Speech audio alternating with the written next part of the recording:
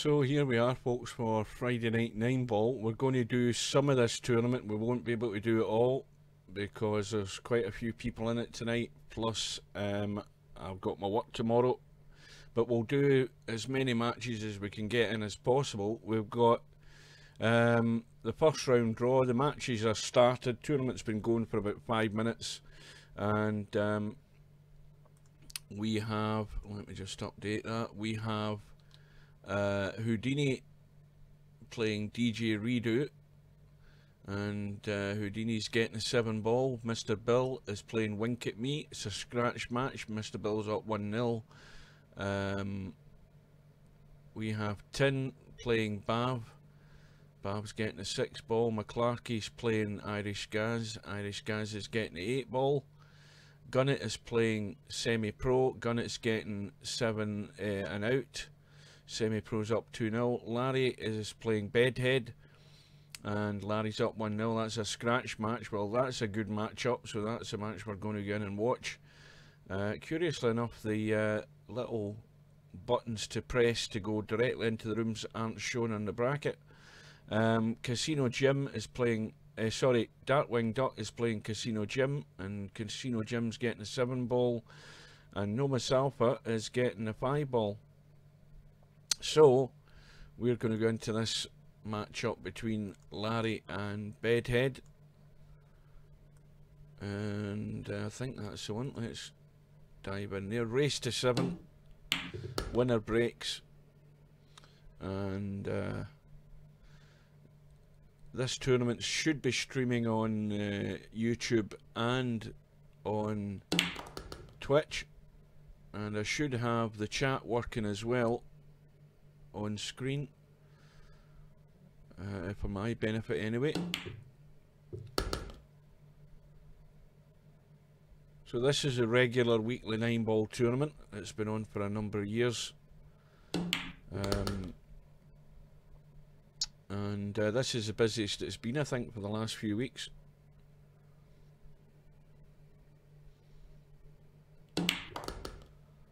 So Larry up 1-0 and looking very likely to go up 2-0.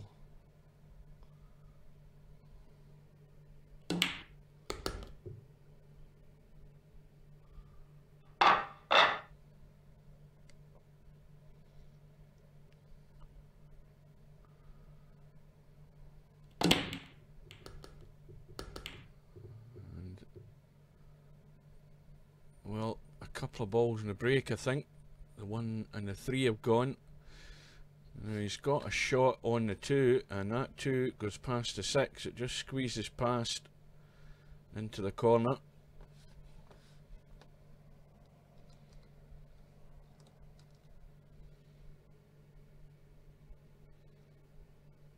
Oh, now he's in no man's land. You can play the cut into the top left as we look. And if he gets the control on this, he could be able to hold for that 5-ball. And he needs to watch he doesn't scratch in the right middle pocket, because the angle's such that the cue ball wants to go that direction. So he's trying to just run it plain ball, and that's well played and well judged.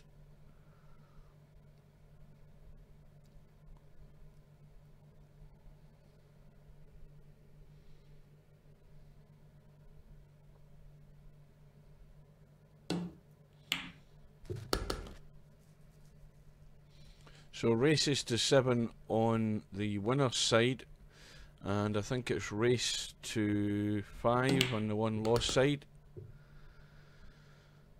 And Larry looking good for 3-0 here. And Bedhead has got a match on.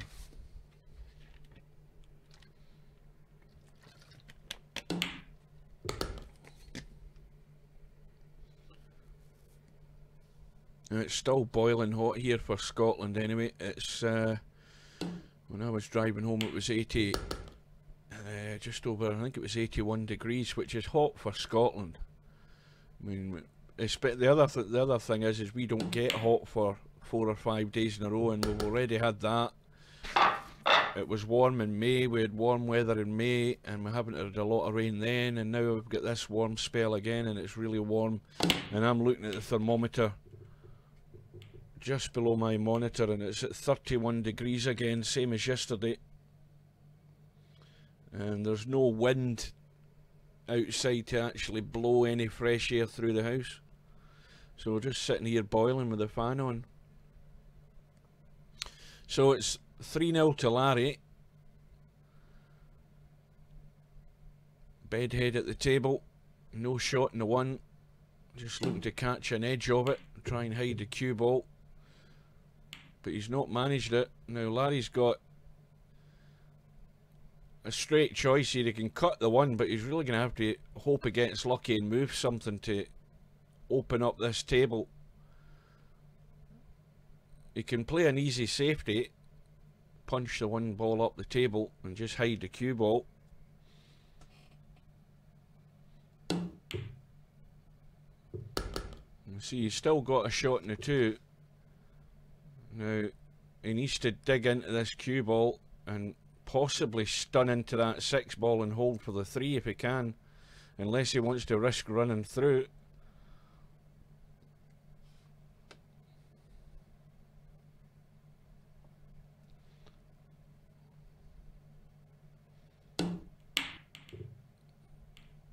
Well, he actually got lucky, because you had to rely on a bit of luck to be able to get a shot on that 3 ball, and he managed to do that, but of course he's missed a 2. And now it's a chance for Bedhead. And the problem Bedhead's got is where the 8 ball is, it's hiding behind the 9, although the 8 ball does go into the same pocket as where the 3 ball's going. The question is whether Bedhead can get that far.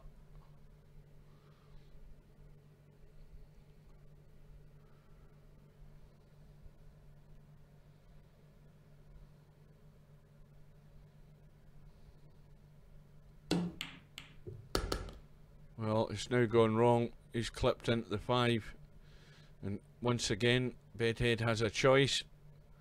He can run for cover. He could just cut that 5 ball onto the side rail and onto the bottom rail and run up the table, but he's went the other way. He's went for the cut in the middle, and it's now another chance for Larry.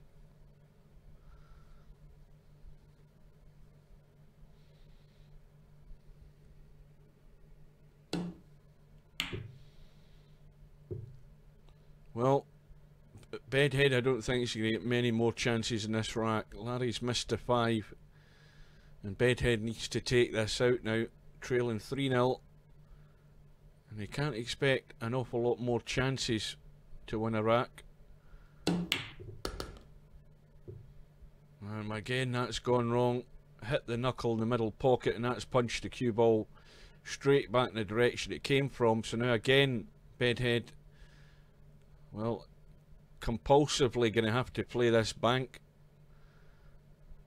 Again, he could play a safety, but he might not get another chance.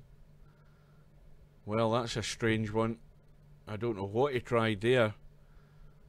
I probably need to ask him what he tried there, whether he tried to play a safe, but he under-hit that by a mile if he was trying to play the gentle bank to hold for the 7. Got it entirely offline. So it's another chance for Larry. Well, this time, hard to say whether this 7 ball will go in clean and the cue ball won't hit the 8 and the 9 here. Ideally, Larry doesn't want to hit them, he just wants to skim past them. Well, he's played the draw to hold for the 8, and that's why he's missed the 7. So another chance for Bedhead. Now, the chances Bedhead's getting are none too easy. He's been left no straight in shot, and again he's going to have to pull out a bank. So it's not been made easy for Bedhead to get into this match, just with the run of the ball. Well, the 7's gone in this time, and that is a great shot. Judged it perfectly. and sitting pretty on the 8.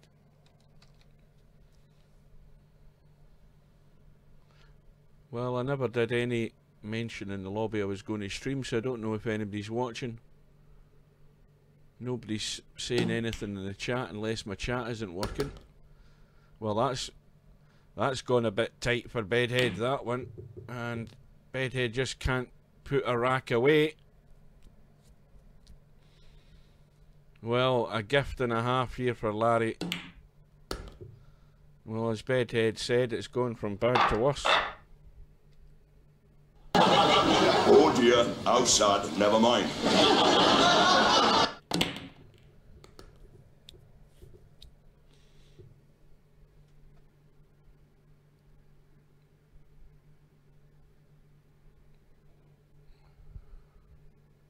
Well, my chat is working. It says ready and waiting for new messages, so if anybody types anything in the chat on Twitch or YouTube, it should come up on my second monitor so I can see it.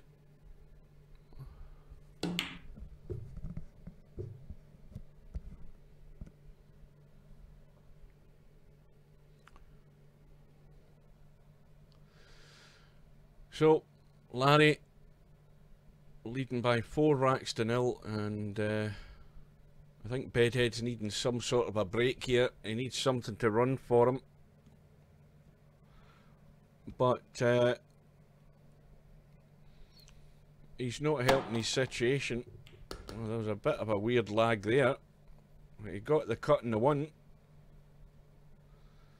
Yeah, things just aren't shaping up right here for Bedhead. Everything's going slightly awkward from what I've seen so far.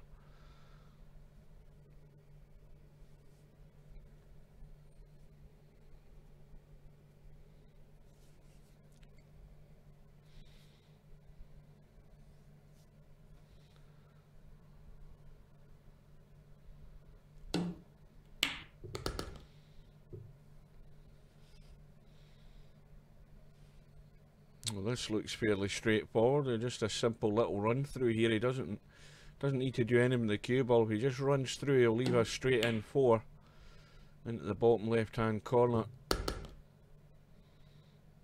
And now, well, what's the angle light on that 4? Well, this is maybe not as cut and dried as it looks here from where the 6 ball's sitting. This 6 ball,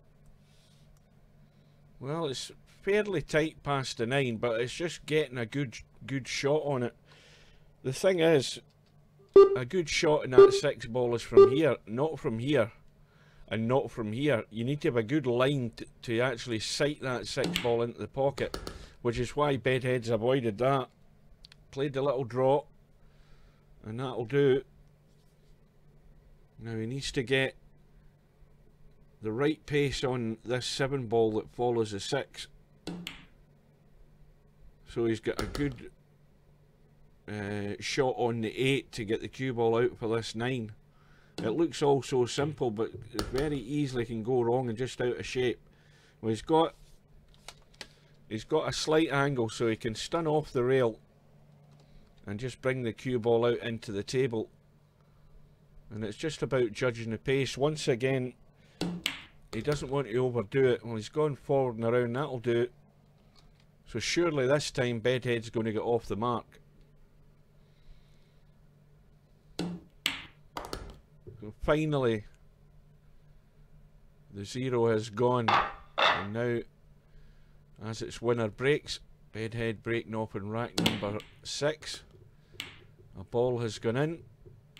And I think he's lying good on the 1 as well, so here's a good chance, albeit the fact he's the wrong side of the 1. He's going to have to manoeuvre this cue ball an almighty distance right around the table.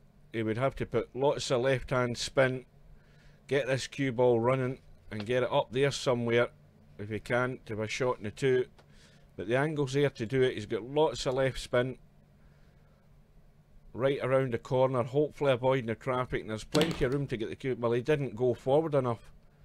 He stunned that.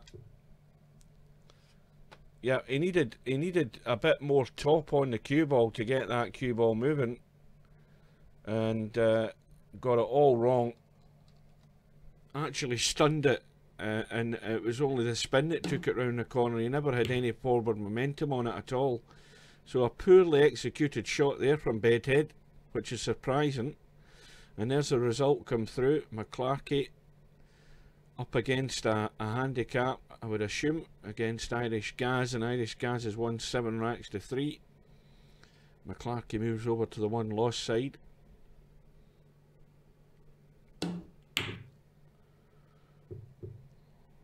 Larry left with an option of the bank. No joy.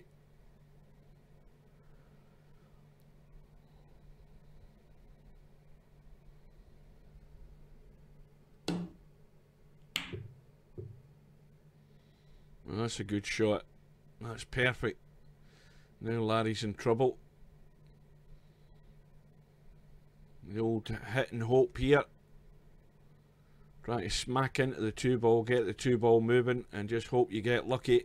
And he's missed it, so ball in hand for Bedhead. And a chance to get another rack back.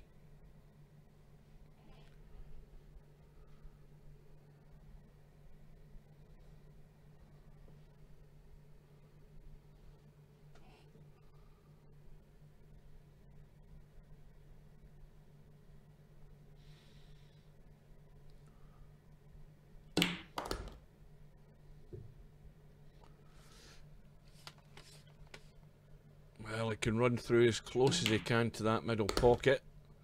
He would ideally want to go a bit further. See, he's just gone a bit straight again. It's just slightly awkward.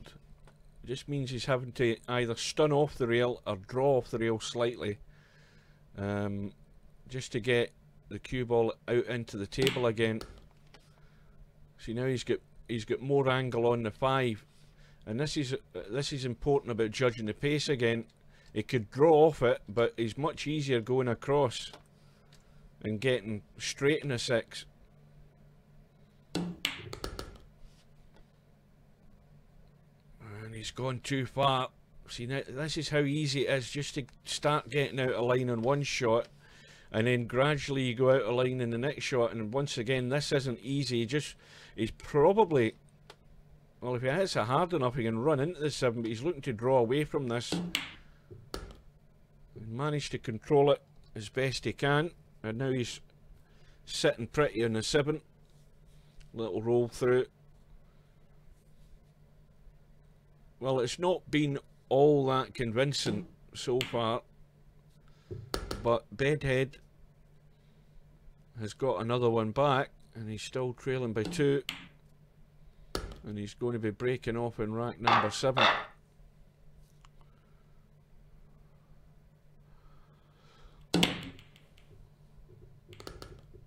Ball in the break, and well, you can certainly see the 1 ball.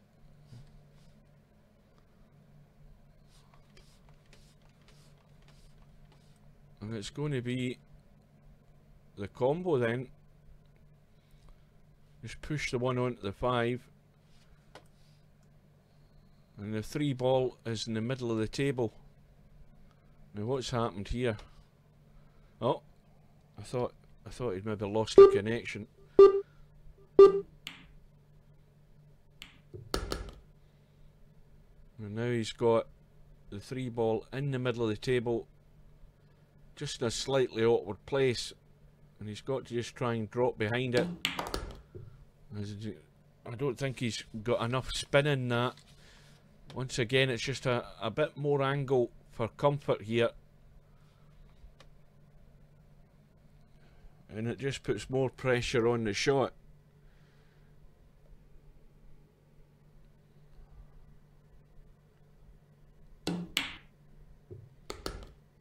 And he judged the pace in that perfect.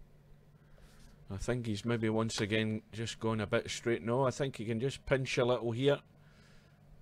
Can actually just stun it over to the right for the 6 ball into the opposite corner pocket. It looks as if he's running through, and now he's not too bad. Might want to try and take that 7 ball into the same pocket. He's looking at the 8 to make sure the 8 goes past the 9. And, well, the 8 goes past the 9 every day of the week. So he's just going to try and draw down the table here and get as straight as he can on this 7. And that will do the trick. So now he can drop right onto the 8. And as long as he leaves an angle, he wants to get an angle like this with the cue ball on this 8 so he can get out for the 9. Don't want to get too close to the rail. You might need to just dig into this a wee bit. No, he's okay. So, the comeback continues. And it's now just trailing by 1. Bedhead to break off in rack number 8. And this time, no success in the break. Dry break. I don't think Larry's got much of a shot, although he should have Bedhead in trouble. Don't know whether he can see enough of that 1 ball to pot it. Just trying to hide the cue ball. And I don't know whether he's got that tight enough to the 6. It's certainly an easy kick in the 1 ball. Bedhead can get to this bottom rail here and kick into the 1, but he might even try and just jump over this 6 because as I say, the cue ball hasn't got as tight as it should have been onto that 6 ball. Yeah, that funny lag again on the jump shot. See that delay.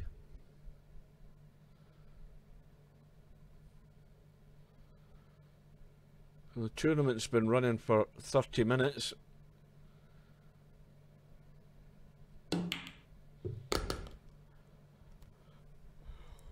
Now, can Larry respond? He's seen Bedhead get it back from 4-0 to trailing just by the 1. Larry looking to consolidate his lead again.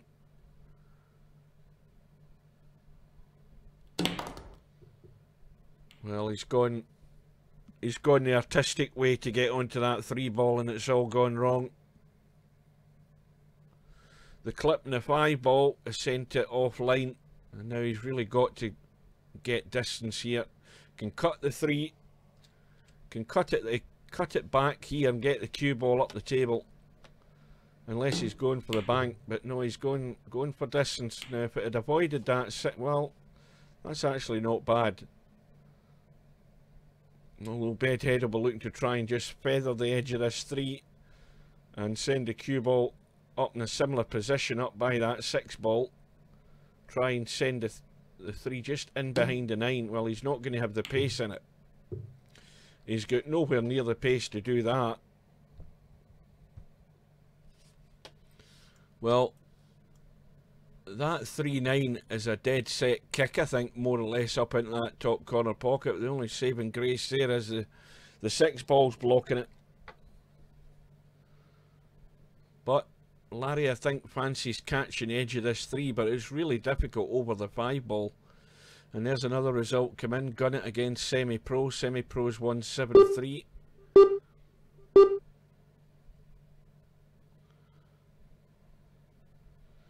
Now Larry's extension has gone. All out for the cut. Tough shot to judge. And he's hung up the 3 ball. So it's a chance for Bedhead. First difficult shot here is getting from the 3 up to the 4. There's a chance to square the match though.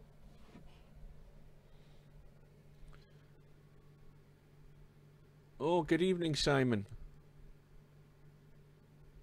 Well, the mouth does move. It's just the fact that it's I don't think I've got enough light for the sensor thing to work properly.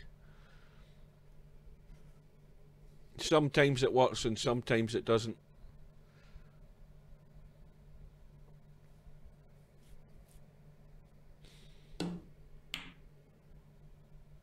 Oh, what's Bedhead done here? Oh, he's hung up the 4. He's trying to hold the cue ball for the 5. He had plenty of room to get a shot in the 5.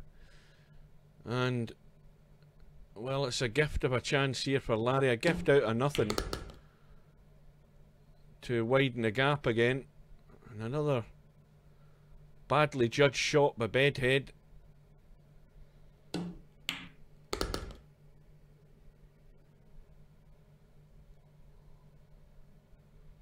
Well, Larry can get a bit of left spin in this cue ball and spin round behind the 8 ball onto the left side, railing back down. Needs to get a bit more juice into it though. Again, he's underhit that. That is not where he wanted to be playing this 7 ball from. Believe me, he wanted to be down here somewhere for that 7 ball. Make it a lot easier just to drop up onto the 8 ball. He's now in an awkward shape here. Got to avoid that 9 ball, and he's managed to avoid it.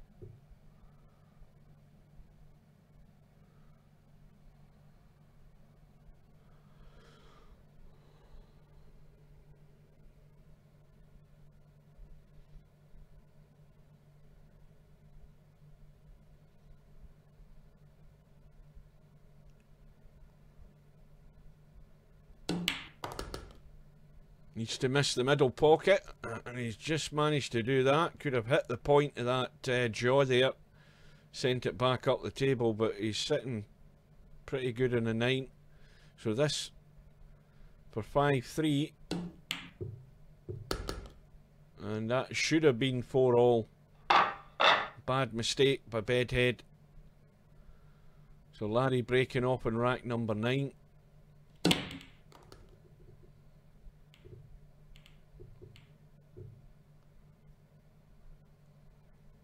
I thought something went in there. Yeah, the 8 ball's gone. And this is a none too easy shot on the 1. Got to pick the spot and hit it. Difficult to judge the potting angle. I think he's got it. Once again though, he's just run a bit too far on the 2 ball. Well,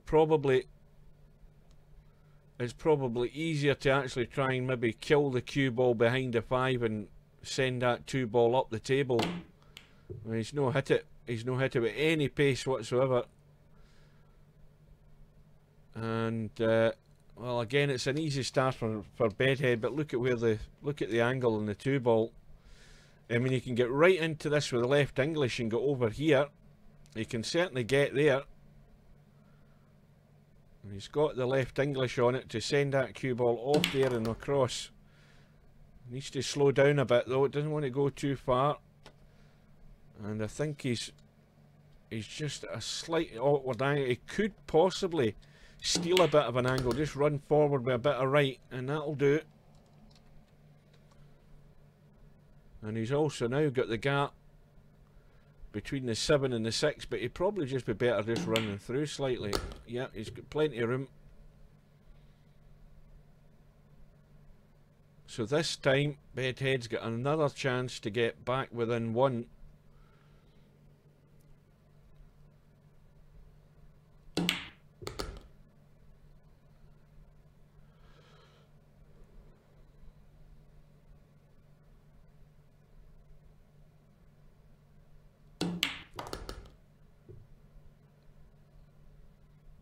Well, he should be home and dry.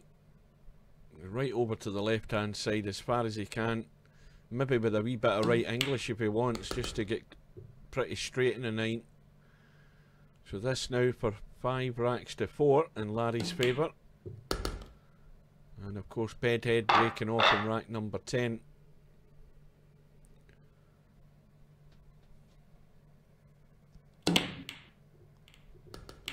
Ball has gone in. A shot on the 1. I think the 2 ball has gone, so he's on the 1. 3 ball in the right side rail, which he'll probably just play into that top right hand corner, and then just a drawback for the 4 in the left hand middle, which seems to be the plan.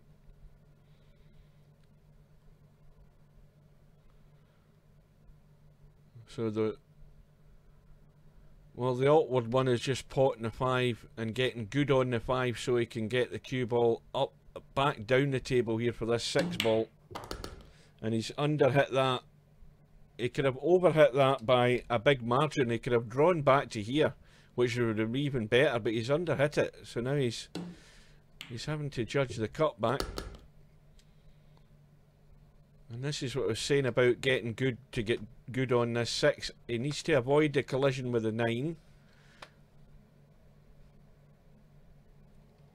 This could go wrong here.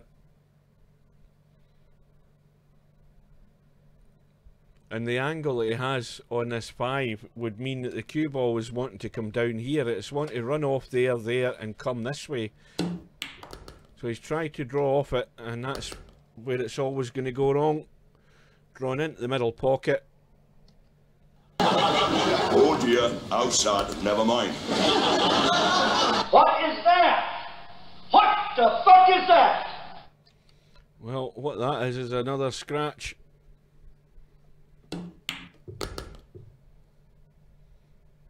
Larry is getting a wee bit of assistance here from Bedhead, and it's going to be 6 racks to 4, and Larry just needing one more through at the next round.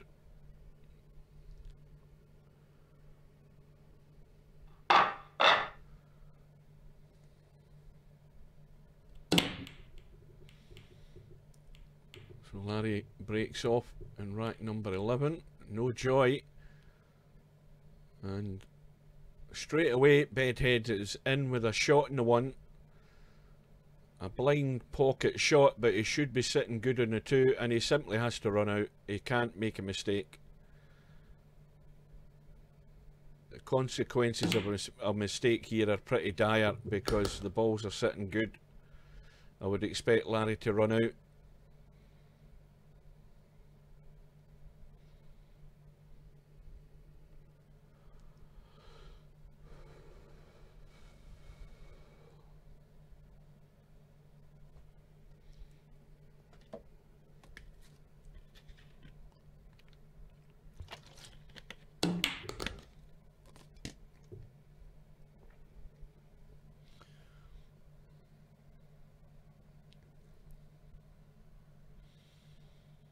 Well,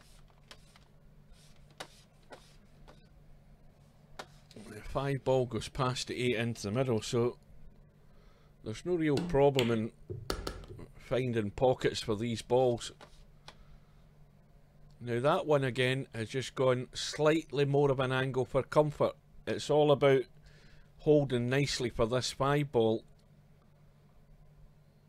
And he's just trying to draw off the 4, and he's going to end up coming down here somewhere, depending on the pace he gets in it. But the angle that he has, the cue ball wants to go further and further that way.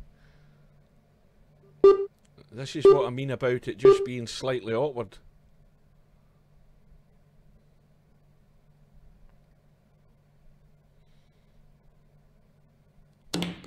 Yeah, that's why he's had to run the cue ball. And this has gone wrong, and it's going to have to be a jump escape here.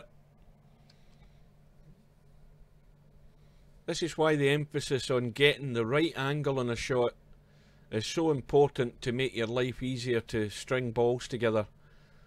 And even on a 9 ball rack of balls, and there's plenty of space usually in the table to manoeuvre, so easy just to get yourself out of line.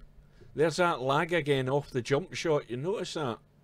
Every time there's a jump shot, there's a lag, there's a pause in the run of the ball, I'm noticing. But anyway, a successful jump shot and a thin cut in the 6, and he should be good on this 7. And like I say, he cannot afford an error. Where's the cue ball going this time? It needs to run, and he's okay. But once again, it's all about judging this pace. Cue ball coming off the side rail, wants to come out to about here to make it simple. And that is pretty much on the trajectory of my little donut. That will do. Now there is a couple of results came in. Houdini was playing DJ Redo, and DJ Redo's won a final rack decider there, 7-6. And Mr. Bill playing Wink at Me, and Mr. Bill's won 7-5. And meanwhile, Bedhead has tidied up that rack, and he's now back to within 1 and breaking off in rack number 12. Desperate for a ball in the break. 2 ball has gone in, and now has he got a shot in the 1? The answer is yes, he has. So it's a gilt edge opportunity here for Bedhead to take this hill. And the problem shot straight away is getting onto that 3, and that is why he's missed the 1. And even though if he'd potted the 1, he'd no shot in the 3, but that's what made the shot so much more difficult. The distance the cue ball was having to travel, and to get into a specific area to have a shot in the 3 was difficult as well. Larry's got the same problem. Couldn't avoid the traffic, and he's scratched.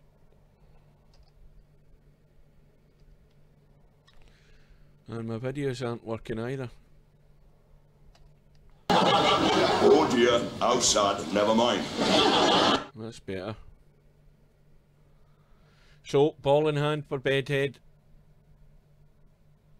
And he can, of course, get ball in hand right behind that 3 ball. Take care of the sort of main problem. And a little run through. Now, how's the angle here? Because, again, the 4 ball's simple enough, but how do you get good on this 5 ball? He's dead straight. Now, he can only draw back, and he's going to leave a long cut in the 5.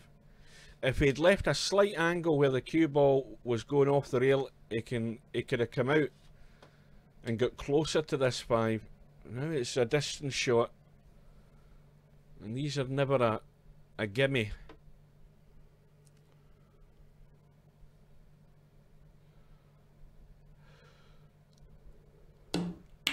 And that's what happens. This is a thing I mentioned as well. Whenever you've got a ball adjacent to the line of your pot, when you're trying to get a ball past another ball, it's amazing how that other object ball just sort of doubles in size and gets in your way. And it's as if you're sending the ball directly to it. You can't avoid doing it, and it results in Larry getting his chance to seal the match here. And if he can get the draw, well, is he going forward? I think he's going forward. Yeah, he's got the angle. If he can get good on this 7, where's the cue ball going? Well, he's not good in the 7. He's hit the knuckle this time, and now he's got a really thin cut, and I don't know whether he can avoid hitting the 9 ball.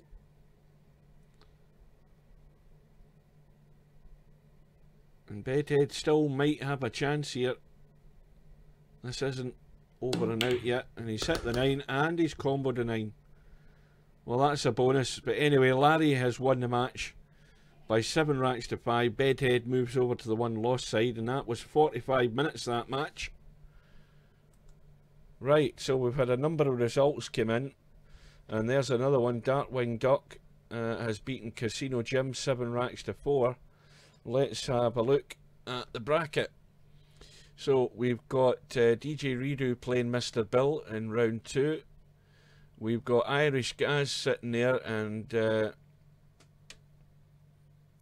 he's waiting on the winner of McClarkey and Bav. They're tied at 3-all. Well, that match is taking some bloody time. I mean, that's 45 minutes and they've only played 6 racks. Semi-Pro is about to play Larry, and Semi-Pro's getting a 5 ball.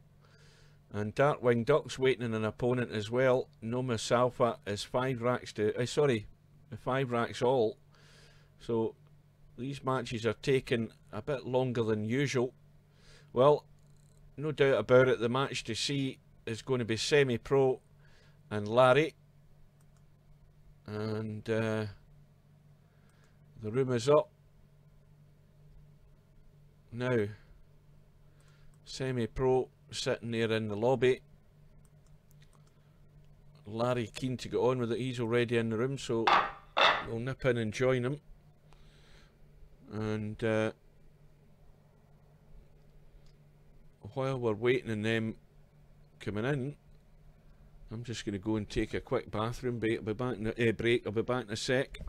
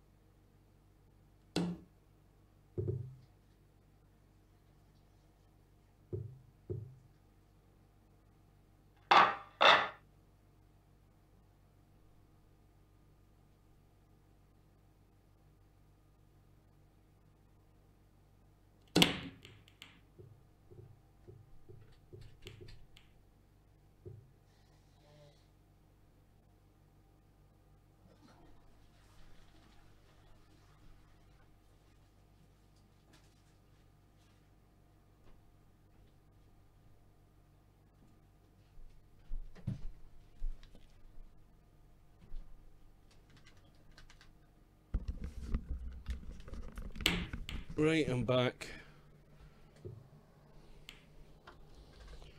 So we're in the first rack in this round 2 match, and Semi-Pro is getting a 5-ball. And Semi-Pro is more used to the black ball table or the pub table.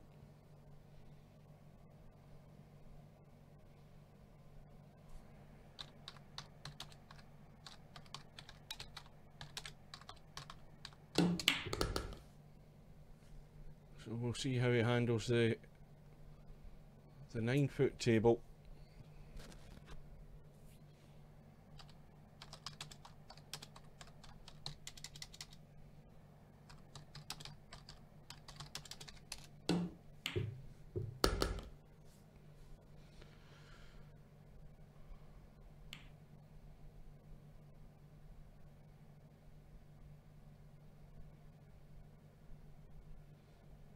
Yeah, the two players are talking about the handicap.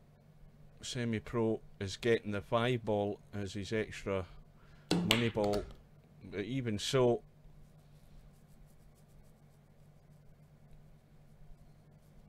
it's still about getting there, and it all hinges on this shot here from the 4 to get on the 5, and he's left that way too square, but he's got a good bank on the 5. Well, if he goes for the cut, this is relying on luck to get on the 6. And you see, he's went for the cut, and that was always going to be a riskier shot, but he got the cut, and of course, with it being extra money ball, that gets him off and running. The situation that Larry's in now when he's giving away the 5-ball is that he knows that when he gets a shot he just can't miss, and Semi-Pro has got a ball in the break, he's got a shot in the 1. Now the question now is whether he's going to try and drop behind the 2 or try and come in on the right hand rail and leave the long 2-9 combo. And he's tried to run over behind it to play it long, and that's perfect, I think. Well, he's slightly closer to the rail. In fact, he's actually probably got too much angle. There's a result came in. That's another match that's gone all the way. Tried to actually draw into the 9 and send a 9. That match took 50 minutes. And Nomas Alpha has won in a final rack decider against Snakes. So, Semi-Pro has given Larry a shot in the 2. That needs to bounce a bit. It needs to bounce. The closer he is to the bottom rail, the more awkward it is to get good on this 4. He has to be gentle on this 3-ball to hold for a decent shot in the 4.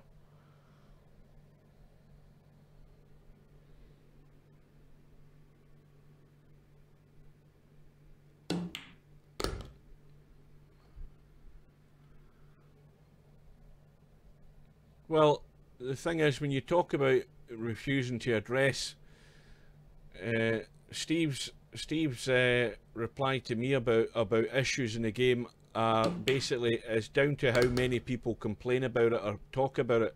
So it's up to everybody to point that out to Steve, that when players are over, you know, 2,000 or 2,100, it shouldn't be a handicap. There has to be. I mean, I would agree that when it gets to a point where players are at 2,200 and anything like that and above, they should be playing scratch, because let's face it, professionals in the game of pool play scratch. You know, the only time professionals are giving away weight is when they're playing in pro-am tournaments. You know, that's part and parcel of playing professional tournaments with amateurs, getting opportunities to play the best guys in the game, and the only way they're going to make it fair is by giving them a handicap.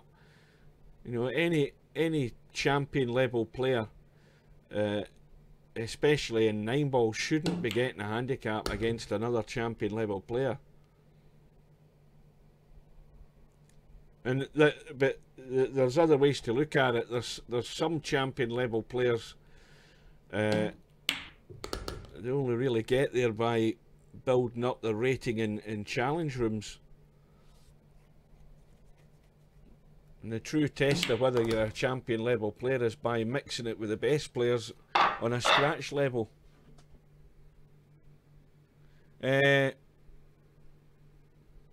Dizzle, I was talking to Semi-Pro, and this is the match that I'm watching with Larry, but I was talking to Semi-Pro the other day, and there's no reason why the two of you couldn't play the final. And if the final goes in favour of Dizzle, then there's nothing needs to be done to the tournament. If it so happened that Semi-Pro won the final, then that's when they have to get on to Steve to change the outcome of the result. But either way, you don't need to wait, because Steve is from what I've heard, he's out of town, he's away tramping in the mountains, and he's away for like 3 weeks to a month in the Rockies. So how long, when he left, I don't know, and how long he'll be till he comes back, I don't know. But in the meantime, as I say, there's nothing to stop you guys setting up the final match with the tournament settings as it was, or as it's listed in the tournament. And the easy way to find the tournament set up is to go to the home page on the internal browser, and you'll see the post about the tournament, and you'll be able to see the bracket, and you'll be able to see the tournament settings and get the match done. The only thing I would say is let me know if you do, that way I can stream it, because as of tomorrow morning at 9:45 AM, I am off for about 8 days. I've got a 8 days holiday, and I could certainly fit it in as long as I get advance notice.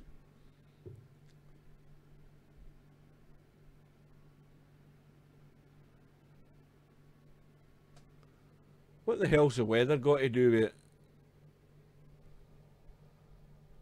What the hell's the weather got to do with the tournament?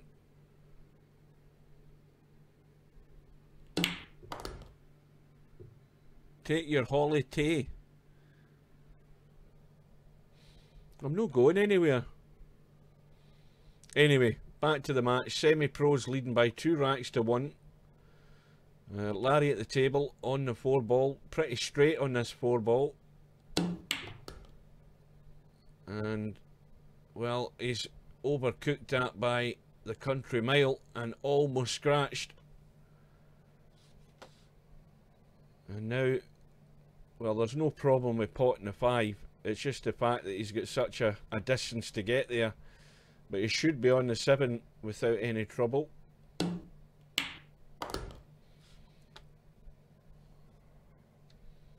And now he can pot the 7 with just a little feather of right English just to help it through the gap. And as long as he gets the weight right, he should be right behind this 8-ball. Needs to go. It needs to go. And Larry's under hit it again. The worst thing you can do with that shot is under hit it. If you over hit it and you get to there, you're still going to have a cut in the 9. And now he's left it. He's left it a lot more awkward. I mean, this is heading up the table. And now he's leaving the high cut. Should still get this though. Well, as I said earlier, I'm sitting here and I'm looking at my thermometers. And I'm at 31 degrees in front of the PC here.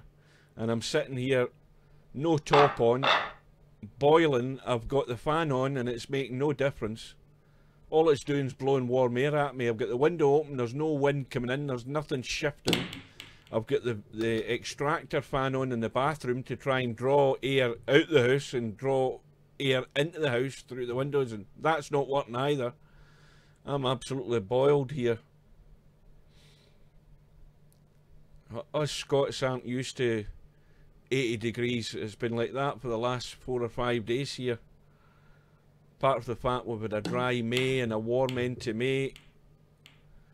Next thing we'll be getting is drought alerts.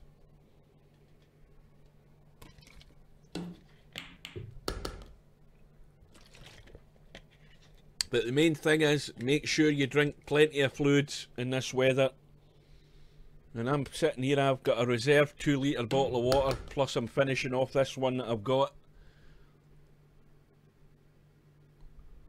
Always make sure you get plenty of liquid. Semi-Pro saying the table's so slow. Well, I think he's far more used to, as I say, the pub table, and you're playing with the snooker cue, and the balls and the physics of the balls on that table are different from on the 9 ball table. There's no doubt about that. And he's overcut that 4. And certainly he's got lucky though, I think. Now Larry can do a little cheeky soft spin round this 9 and just try and catch the edge of the 4. Even if he hits the rail first, if he just catches the edge of the 4, he can flick it in. But he needs to play this gentle, and he's got it. Where's the cue ball going though?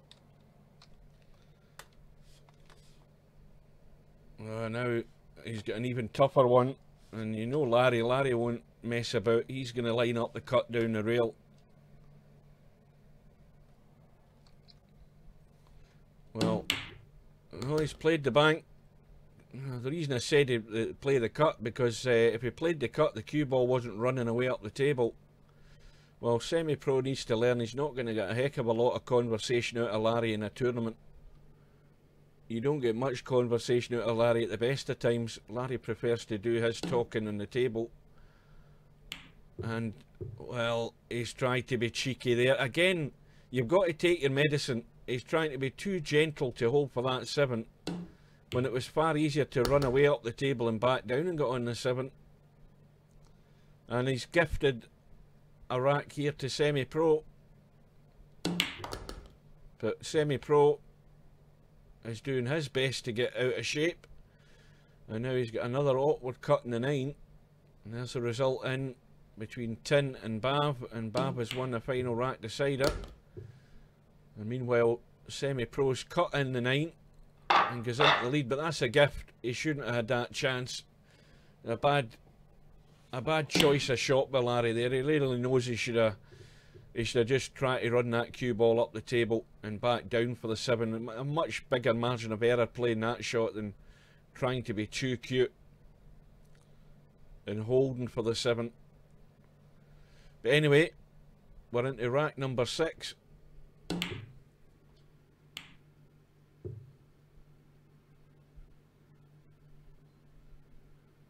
Got an Omega GT wheel. Never heard of that. Who the hell makes that?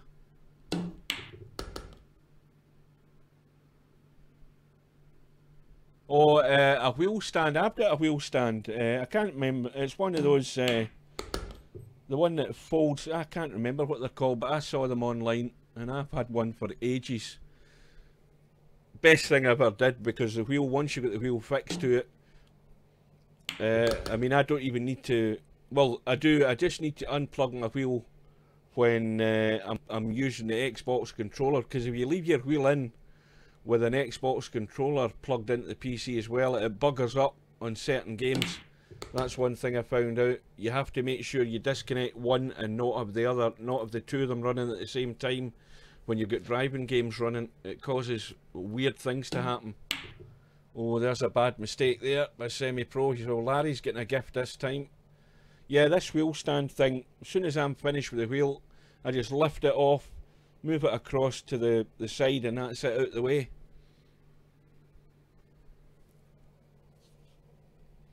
So Larry's chance to get revenge on the last rack. This time he's been given the opportunity.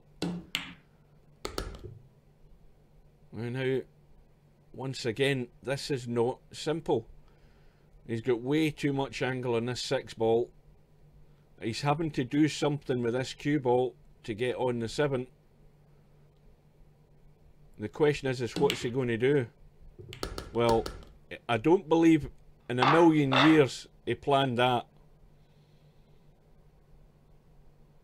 Now, did Larry see the combo? Did Larry see the combo off the kick off the side rail onto the 9? I think he got lucky. I think he hit and hoped here that he was going to land good somehow on that 7.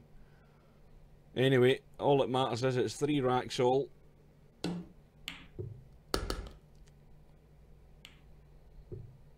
Semi-Pro has finished dead straight in the 2, so a little soft draw.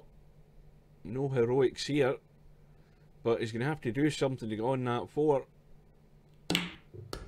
Well, I don't know what that was for. Absolutely no clue in what he was doing there. He's leaving a cut into the right middle, which is certainly just multiplying your chances of getting a ball in the hole, or multiplying the difficulty level. So now he's giving Larry another chance. There's a strange shot. If he just did a little soft draw there, he had the shot. Now this isn't quite as easy as it looks.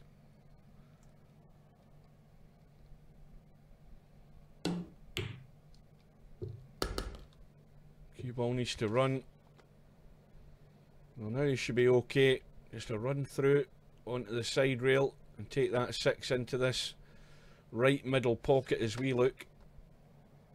And then he can drop onto the 7, but it's going to be a good shot to get on this 8 if he doesn't want to have to play some far-fetched combo on this 9 ball. And he's overcut that by a mile as well. Now Larry's struggling here. That was not a difficult 5 ball.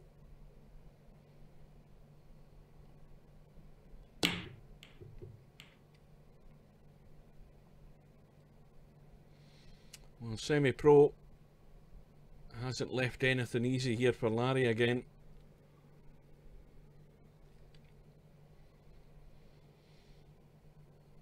And there's the result through on the 1 loss side. Casino Jim has beaten Snakes by 4 racks to 1. There's a good shot in the 5.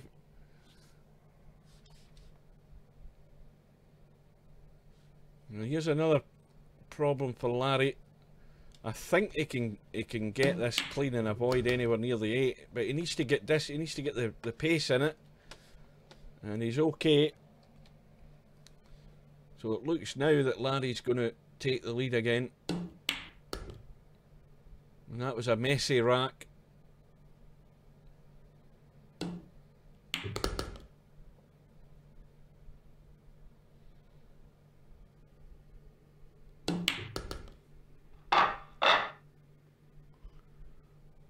Well, it's probably, I mean, I know Larry stays in one of the central states in the US, and at this time of year it's 100 and boiled to death usually in the middle of the states.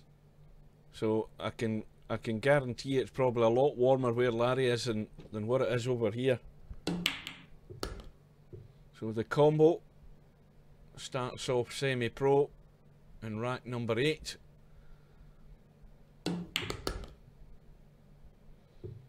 Now, can he run this rack to the 5 ball? Now, a little run through here would simplify it. And he's just gone a wee bit too far again.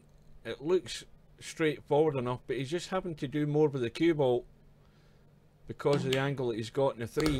So he's spinning that there, and now needs that little drawback. Big margin of error anywhere down here will do.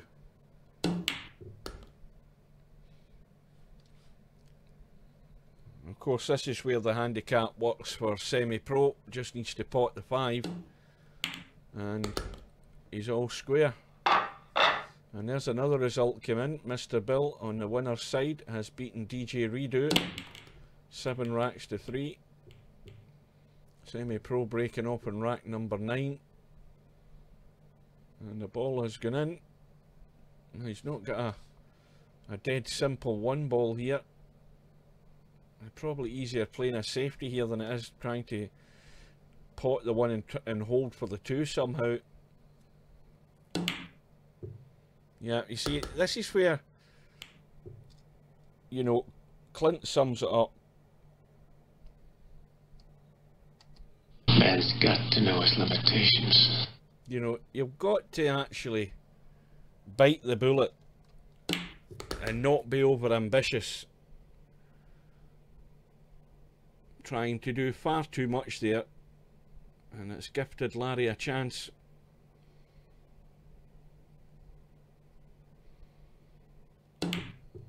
Needs to avoid everything there to have a shot in the 4, and he's managed that.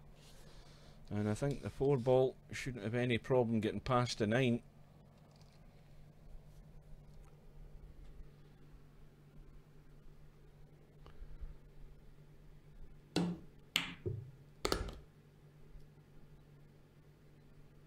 Now, can you see this pot? What are you asking, Dizzle? Franco, Dizzle.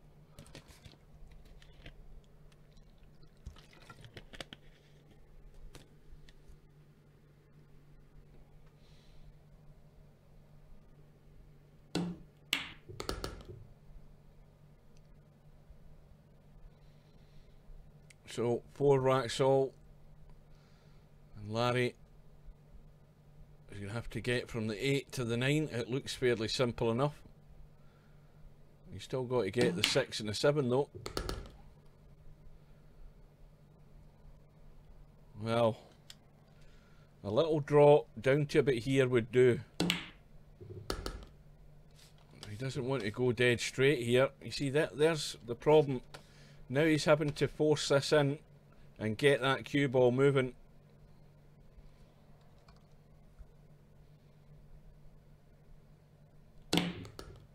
And this time though, he's played it well, judged it well, and got the pace right. And this to go into the lead.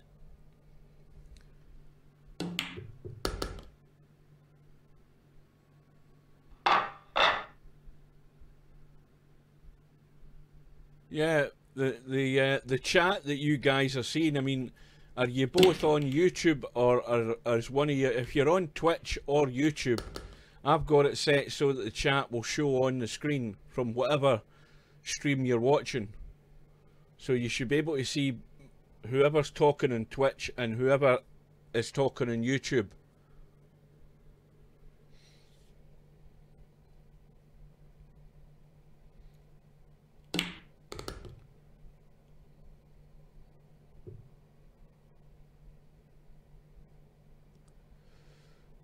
Well, I don't know whether Larry's gone far enough. I think he's blocked out. Yeah, he's digging out the jump stick. And he's played that well. Funny that that first match with Bedhead, every time Bedhead, I don't know whether it was just Bedhead, but any time they played a jump shot in that first match, there was a lag in the run of the ball. There was a pause after the jump shot had been played, but I didn't notice it in this match. Anyway, Larry's got, once again, no great shot in the 3, but a thin cut. Played it well. Well, now he's got a cut into a blind pocket in the 4, and you just, it's the old saying, you just cannot keep pulling out shots to keep runs going. Everything's going out of line. And now he needs to avoid that 8 ball. He doesn't want to block himself off with that on the left hand side. He's managed to avoid that. How's his luck? Well, it's going to be the thin cut into the left middle. And the angle he's got, I think he can run up past the 9, avoid the 9, and at least leave himself a shot in the 6 into this corner pocket. That would seem to be the simplest shot without having to do an awful lot of movement with the cue ball. Well, he's ran into the 9. It's still okay, well, I say okay, it's not an easy 6 ball, and he's going to leave the 7 into that middle. That's the plan.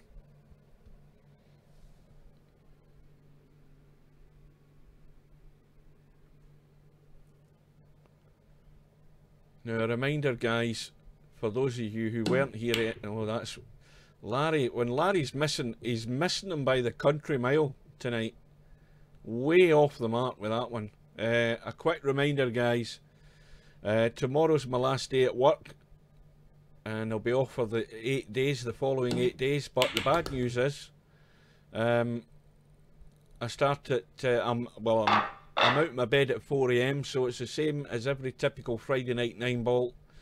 I'll stay as long as I can, but my cut-off time is 10:30, and 10:30 is beddy bye time, no matter where the tournament is and who's playing. The plug gets pulled at that point, and usually well before that point the brain is on shutdown mode anyway. Well, the combo has given Semi-Pro the rack to square the match again, but as I say, Larry, when he's missed 2 or 3 shots tonight, he has been way off the mark with them. But a fine example in that rack that Larry had there, as soon as you start going out of line and having to pull out shots to keep the run going, it's odds on that you're going to come a cropper.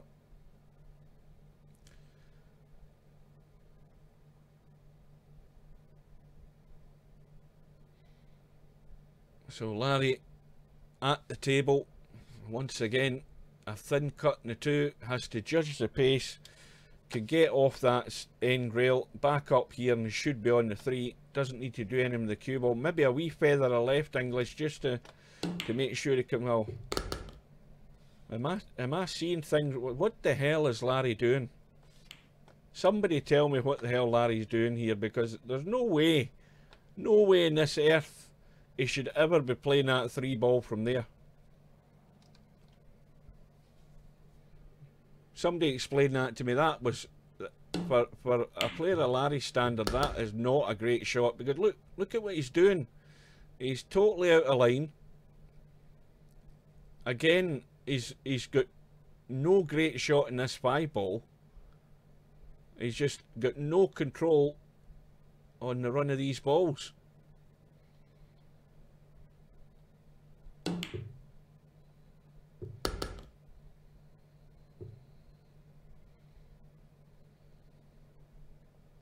And it's another one, another awkward one in the 6 ball.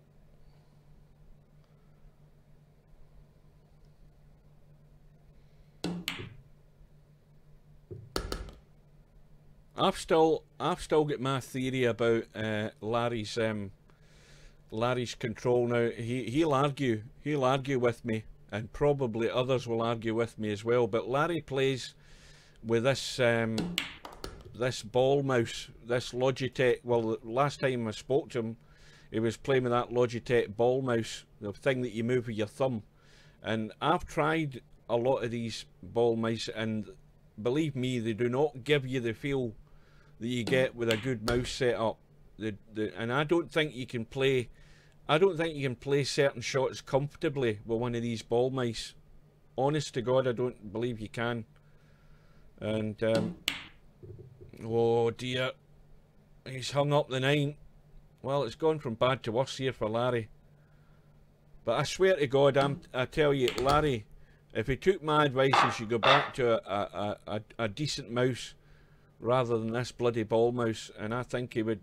I think he'd have better control of the cue ball, because he's a lot of shots he's running out of line, and his consistency's going. I think because of that, but he won't agree with me. I know that if I've got a Logitech ball mouse, and if I set it up, I know I wouldn't be feeling comfortable with it when you're trying to play certain shots. And I think judging the pace of a lot of shots with one of them ball mice is not as easy as them that have them like to tell you. They definitely are not. I would never ever use one for Virtual Pool 4. Never in a million years. But what it means is Larry is staring down the barrel of a gun. He's trailing 6-5, and most of it, apart from the 5-ball spot ball for semi-pro, most of it has been self-inflicted for Larry. He's been playing with it. Larry's been playing with a ball mouse for years, but I swear to God, I've watched Larry playing in tournaments, and I still believe he does not have as good a control as he possibly would if he played with a normal mouse.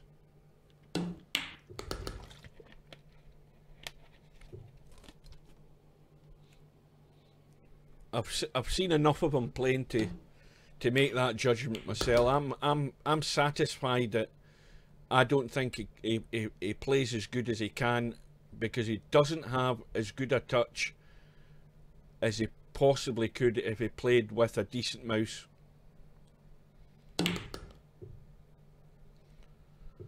Well,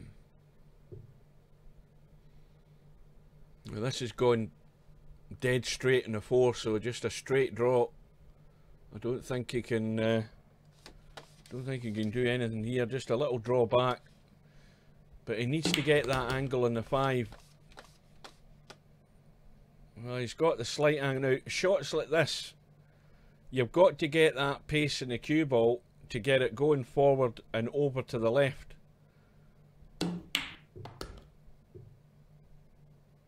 And now he's got the same problem again. He's out of line. That needed to be further up the table. Difficulty there was the 9 ball was possibly going to be a problem. So now he's going to have to get pace into this to get the cue ball moving. And you see what I mean? He's way off the line there to get good on that 8 ball. If he was going to go that way, he needed a lot more right English for it to come around and help it down. He did nothing. So now he's got no shot other than a bank.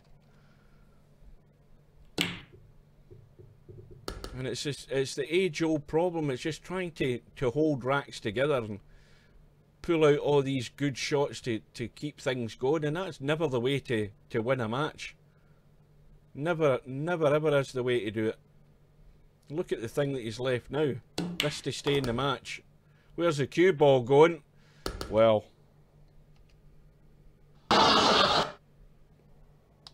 What is that? What the fuck is that? well, need I say more? Larry shot himself in the foot, and Semi-Pro wins the match by 7 racks to 5. Well, we've got a number of matches going on. We'll have a look at the bracket and see where we are. Semi-Pro's through to round 3, and he's waiting to play the winner of Nomos Alpha and Darkwing Duck. That match is 5-2 to Nomos Alpha. He's getting a 6 ball. We've got Mr. Bill, who's now playing Bav, and Bill's given 6 and out to Bav, and Bill's struggling. Bill's already 3 racks to 0 down.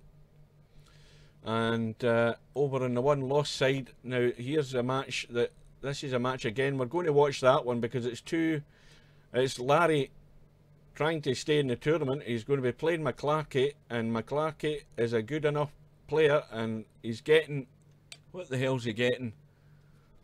I need to get out my chair to read that. He's getting a 5 ball, so Larry is up against it. Bedhead is also up against it. He's given 5 and out, or 6 and out, to Irish Gaz in the one-loss side. And Casino Jim is 2-1 down. Sorry, 3-1 down. And in fact, it's not a race to 5, it's just a race to 4 in the one-loss side. I thought it was a race to 5. So Casino Jim's on the brink there, even though he's the one getting the handicap. Right, I don't know what to do here. Let's have a look. I was thinking about getting into that one. Let's go back across. Well, in all honesty, there's not much happening on this side, apart from the fact Bill has got a mountain to climb. The Bill's now 4-0 down. I think we'll get and see this Larry McClarkey match. Let's have a look.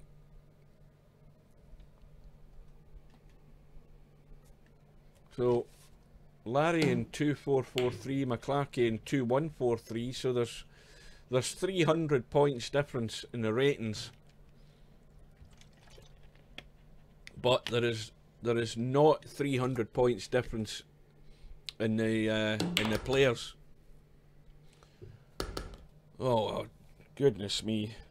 Oh dear, outside, never mind. Well, I think I'm jinxing Larry tonight, because he's trying to get in there to break up the 2 and the 7, and he's scratched, and he's immediately given McClarkey a good chance to pinch the first rack.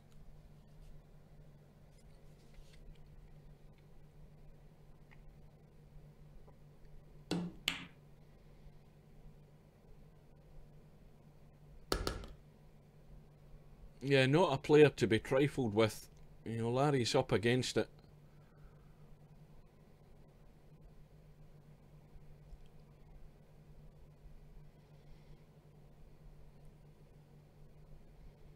Well, I don't know what McClarkey's getting at here. Larry, can you pot the 5 for me? What the hell does that mean?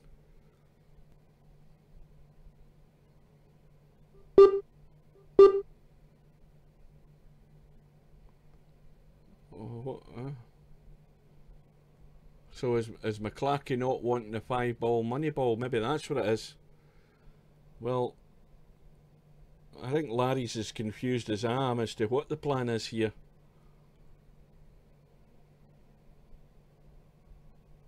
Yeah, Larry is confused. Yeah, I mean, there's one thing in saying, Larry, can you pot the 5 for me? But why don't you say what this is all about? So I don't win on the 5. You play the game. No point in pissing about. You play the way the tournament's set up. Just go on with it. And the other thing you don't do in tournaments is you don't do charity. That's one thing I don't do. You just play to the way the tournament's set up and you get on with the game.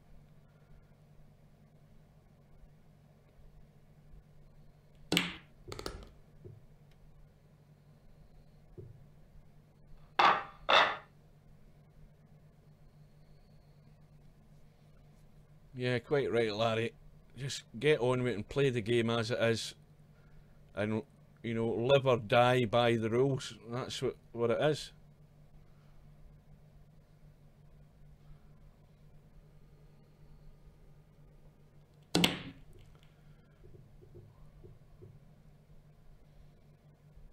Now, there's one good thing to come out of that, and the good thing is that Larry's annoyed, and when Larry's annoyed, that's when he's like a cornered animal. He's dangerous. Well, it's a proper fair game because you're playing in a tournament, and the tournament's a handicap tournament. And it is what it is, and Larry's correct in what he's saying. You cut out the crap, you don't try and do anything charitable, because you've still got a match to win. It might only be a race to 4 and you might be getting the 5-ball, but you have still got to pot the 5-ball. And McClarkey might live to regret that. Never ever mess about.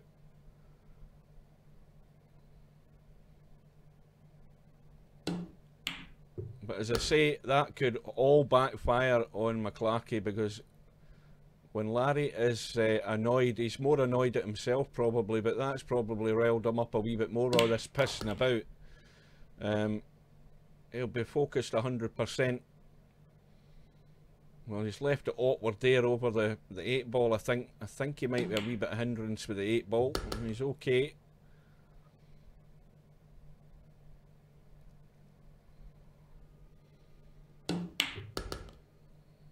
He needs to get there again, leaving this 6 ball at distance.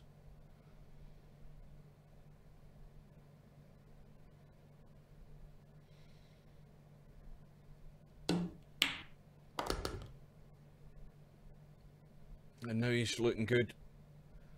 Drop the 8 in, drop the 7, a little roll in the 8.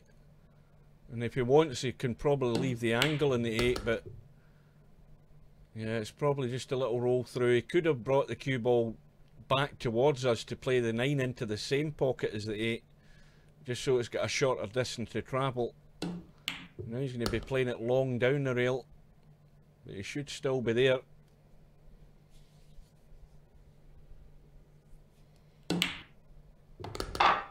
So Larry squares the match up. 1 rack all.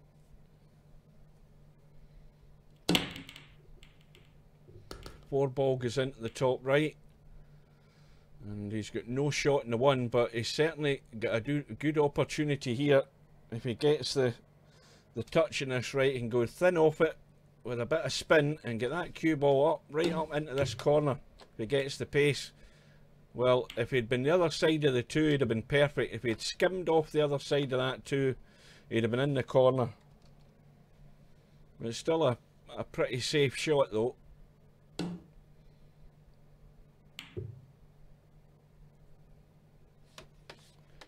And that's not a bad reply. And the other problem is Larry's not got the angle to kick at the 1. I think he can spin past the 5 and just spin onto the 1. He might even actually be able to clip the 1 in. I think if he gets into this enough, just where that first diamond is, he needs to avoid the 5 if he can, and he's played that absolutely perfect. That's exactly the pace you had to play it at. Okay, he's got half a chance with a bank on the 2, but it was a very well executed shot in the 1 ball. This time he's trying to hide it, and he's underhit it again. And that type of shot there, the touch in that is much easier to play with a mouse than it is to play with a ball mouse. That type of shot. I'll say that every day of the week. The touch and the feel for the pace in that shot is much easier on a dialed in mouse than a dialed in ball mouse, because I still don't think you ever get that feel.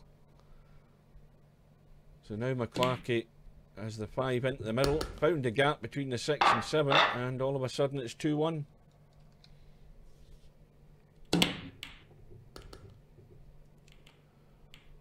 Where's the cue ball going? Well, this could be a quick rack as well. McClarkey has got a 1-5 combo along the rail, and he should be slamming that 1 onto the 5, but he's playing safe. And he's scratched now. I'll tell you again, he had a good chance to play the 1-5 combo. All this Mr. Nice Guy stuff doesn't cut with me in tournaments. It does not. It's not something that ever comes into my mind. Nobody gets any sympathy from me in a tournament. So you see, Larry's done the right thing there. He's taken out the money ball, the extra money ball. So now it's a level playing field. And once again, miles off that 2, nowhere near the 2, and left with having to pull out a bank. And now it's gone wrong, and I think there's far too much of that happening for Larry.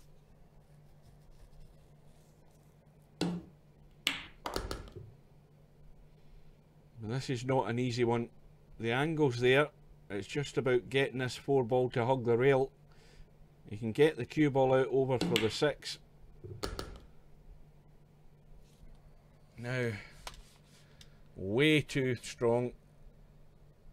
Now the cue ball is going to run around the table here, so the only way he's going to get onto that 7.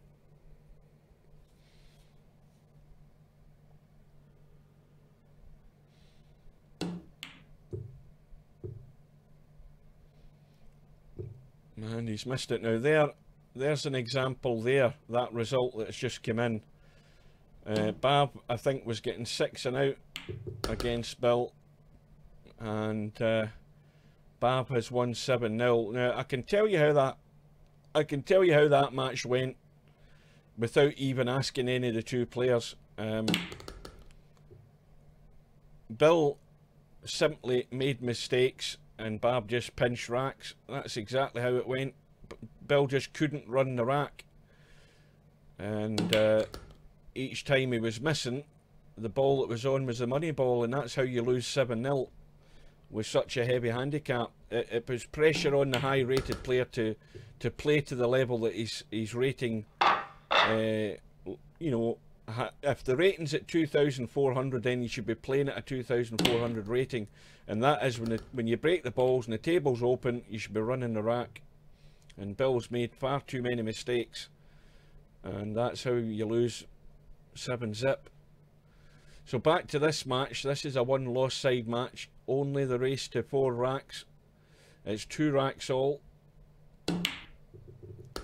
So Bill, it looks as if Bill's waiting to play the winner of this match in the 1-loss side.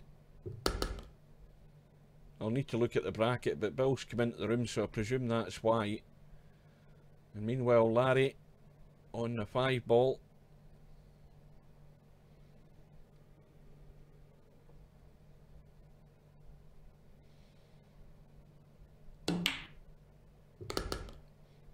Now he's perfect on this 6. Might be just a wee bit too high. Let's have a look. Well, I think he can gently roll the 6 in and still be on the 7. Now, once again, this is this bloody ball mouse. I'm telling you, people, there is enough of him. He's way, way too far on that 7. Now, my little Microsoft mouse that I've got here that I'm using, I could play that shot every day of the week and never run through that far on that 7 ball. And now Larry's at it again, having to dig out the shots just to keep himself in the rack.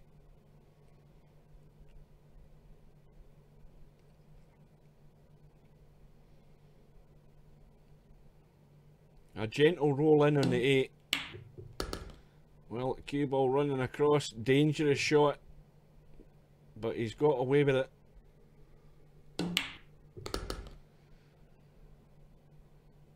So Larry, 3 racks to 2 up. I think it would be interesting if Larry went back to a mouse and played with it for a period of time, and to see how he actually played in the Friday Night 9 ball, to see how his consistency with certain pace shots and controlling pace, if the controller pace was better over a period of time. I'm convinced it would be. He's played this game far too long, you know, not to know the shots, but I still don't believe that he's got the same control with that mouse as he would with a good mouse. And the more I see the shots he's playing and where he's getting out of line, the more it convinces me.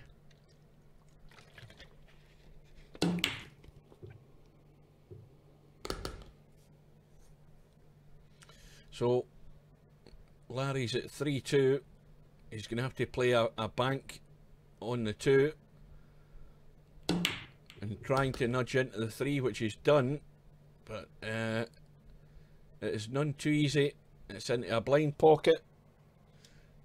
Cue ball's going to be running over here somewhere and down here, so he should have a shot in the 4. He doesn't really need to worry about the cue ball, he needs to worry about the pot.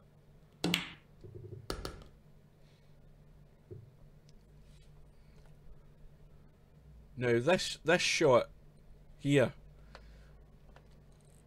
you've probably got a couple of ways of doing it. You could run through with a little inside English to come up here and play the 5 past the 6 and the 8. Or you could dig into it and come around the corner and out and play the 5 into that pocket. It looks as if he's going behind the 9. And this is where you've got to get right out. And you see he's left it short again. He's under hitting him. That cue ball should have been there. And now he's having to do stuff. He's playing with inside English to check the cue ball and hold for the 6.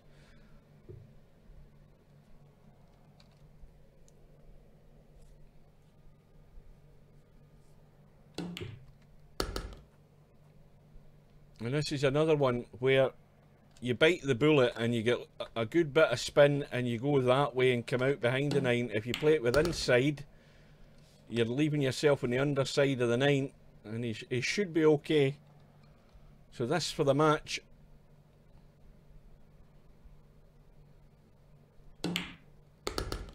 So Larry's won by 4 racks to 2. And McClarkey has taken his eye right off the ball with that carry on at the beginning of the match with a 5 ball. That's all I'm going to say about that. He didn't do himself any favours, and it only annoyed Larry. And as I say, don't annoy Larry in tournaments. So Larry's through.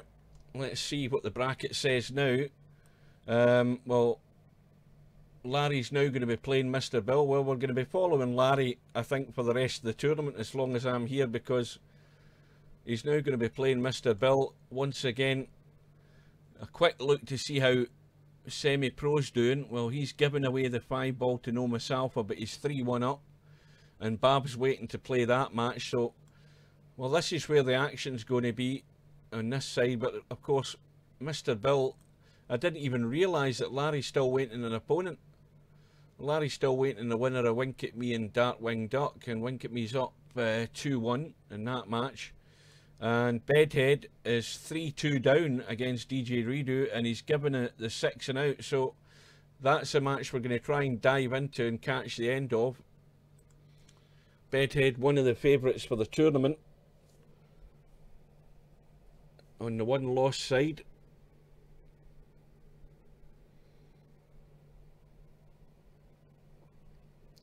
And I think, well, you see, he's now leaving this 8 ball long. He didn't want to try and squeeze anything out of that 7 ball to get the cue ball up the table. And now having to play the long 8 ball.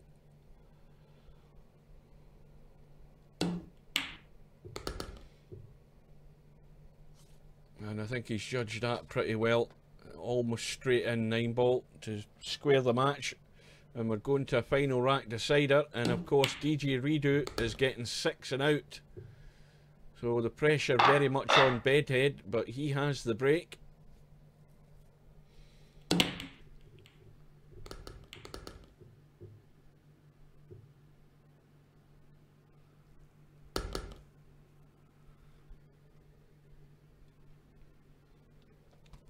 Yeah, but as I say, don't, my advice, McClark, is don't start with the charity stuff, particularly against somebody like Larry, because you're only going to annoy him.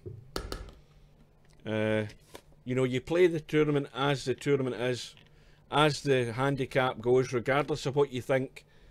Because, I mean, I was confused watching what you wrote. I thought maybe you'd been called away in the phone or something, and of course, and as soon as I saw that text, I thought, well, that's going to confuse Larry as well as confuse me. And no doubt, no doubt when he typed it, he was confused. But no, when you're playing these guys, don't start being charitable and nice, because the one thing they're not going to be is do anything like that in return. It might be just Friday night 9 ball, but these guys are playing to kill, and you take what you can get. But you watch, I mean, Larry hasn't played good, in my opinion. Okay, he's having to pull off pots, but he's getting himself out of shape. Anyway, Bedhead's won this match. He's run out in the final rack, but say Larry's well, I think part and parcel of the fact that he's actually not playing a lot of 9-ball. He only probably drops in once or twice a week now. He's probably playing poker more than anything else. He doesn't play as much as he used to. Neither do most is, but yeah, I'm reading what Larry's written in the chat here. He says, sorry about getting pissy, but I don't like charity. Yeah, I've seen Larry playing over the years, and that's the one thing. He's not going to give you charity, and he certainly doesn't expect anything in return. He just likes to get on with it and play the game as it is, regardless of how the handicap is. Right, anyway, let's see where this bloody tournament is now. What time is it? 9:45. I might get another match in before I go to bed. Right, so Bedhead is through. Now, Bill is there waiting, so there's nothing really can happen on this one-loss side until the Wink at Me and Darkwing Duck match finishes. And then Larry will have an opponent. So I think we might as well get into that Wink at Me match. Let's go in and see what's happening there. Oh dear, what's going on here? Well, Darkwing Duck is getting a 7-ball. He's had to play an ambitious kick on the 9.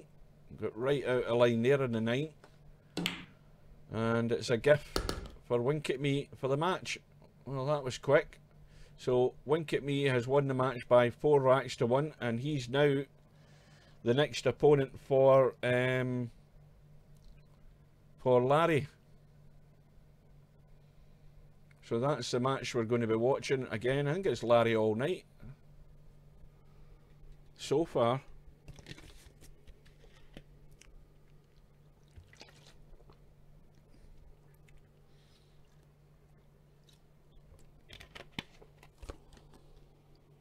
Well, that's my first 2-litre bottle of water gone. Got to make sure you're hydrated in this sort of heat. Even just sitting down, if you're not taking the liquid on board, you're just slowly evaporating away. Right, so Larry's in the room, and Wink at Me is maybe just taking a bathroom break in between matches.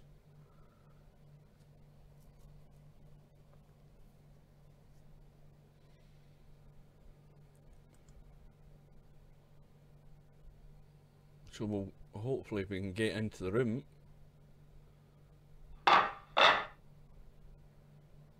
Right, well I know what it is, the 2 players were lagging there, so Larry's won the lag. And again, a quick reminder, this is the 1-loss side of the tournament, so it's only the race to 4. And this time Wink at Me is player 1, and he's getting the 6-ball as his extra money ball. The ball has gone in the break, but Larry's got no simple shot in the 1. And once again, this should be a safety. And he's trying to hide the cue ball. Where's the 1-ball going though? Oh, that's not bad. I don't think this is easy. That's not a simple shot.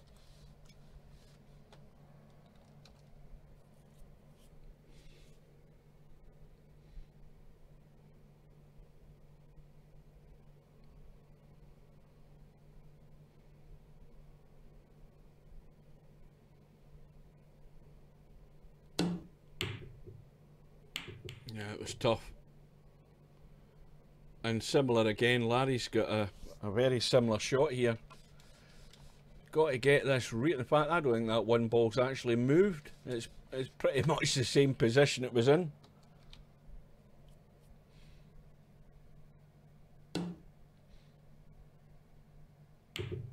Yeah, that's the wise shot. Now, a simple shot for Wink at Me is to bank the 1 back towards the 9 and get the spin in the cue ball and get the cue ball down here if you can. and get distance. A good opportunity. He can go that way or there. Well, he's gone the other way. Has he got the cover? It's not bad, but he's going to find himself in trouble in a minute. Larry's going to play this similar shot. Bank the one towards the 9 and get this cue ball right up the table. Oh, he's actually spun it in behind the 9. Found a gap. Well, that wasn't in the plan. In fact, I think he got that too thick, to be honest with you. He got that a wee bit thinner, it wouldn't have went that far across the table. And now Wink at Me can possibly run into the 9 ball here. Maybe chanced his arm to nudge that 9 along the rail into the opposite pocket. How does this look in the 2? Well, that's not good, because he's got no shot to get to the 3, so he's looking for distance. And that will do. That is not bad. Can hit the edge of the 2, but hitting the edge of the 2 is a scratch into this bottom left hand corner. But if he hits it thick, he can bank the 2 back up the table, bank it past the 8 and try and get the cue ball down in here. Well, he's went the other way and he's got that too thick. Needs to travel behind the 9. Now with this shot, Wink at Me could pot the 2 and actually run into the 3. But you're relying on luck to get a shot in the 3. You know, he's went for the bank. He's nudged the 3, but all he's done is hooked himself. An easy enough kick shot though, on the short side. But he's looking to kick the 3 in from the long side. And he's played that perfect. That was excellent.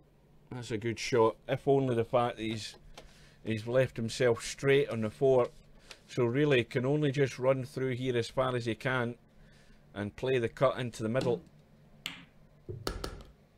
Well, he's still got to play the cut in the middle. I think if he tried to play it, the shot to play would be to play it long into the corner to try and hold for the 7. The problem with that shot is he's so close to the rail he can't get into the cue ball, so he's got to run it. Got to run up the table.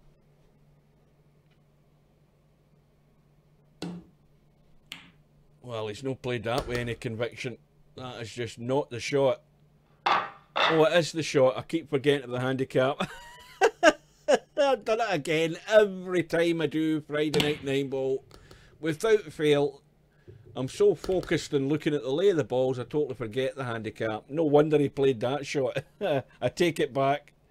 I forgot he was getting a 6 ball. I do it every time. I never fail. I always fall at that hurdle. Oh dear.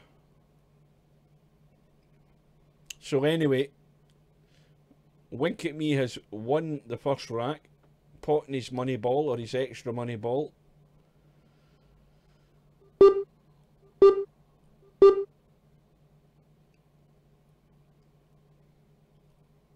Now what's he planning here? 2 ball doesn't bank anywhere. Not unless you can try and bank it into the right middle, but that's ambitious. But you see, that shot had to go in from the point of view that he was going to move balls by playing it. Now he's played that shot, he's opened up. See, that's a fatal move by Wink at Me. You've got to think about what you're doing, right? Well, you see, Wink at Me's a good player, but you've got to think about what you're doing. He went for a bank on the 2 there, which wasn't a guaranteed bank. The fatal mistake is busting open the balls and giving Larry an open invitation to run the rack. This is where I keep saying about people having to play wisely.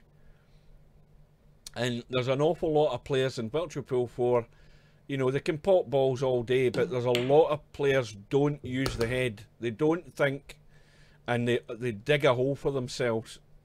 And what you don't want to do against players like Larry is give them an open invitation and make their life a lot easier. You've got to think in your feet when you're playing. And that's a big bit of your armoury in your gameplay. is thinking on your feet and what you're doing and what's the result of this shot. You know, if he'd banked to 2 and he'd have been a hero, he'd have been running the rack right now. But as it is, it was an odds against shot. Now this isn't finished up too pretty because the 6 has never gone past the 9, and this is going to have to be a good little combo. Just got to judge the cut on this, and he's played it well.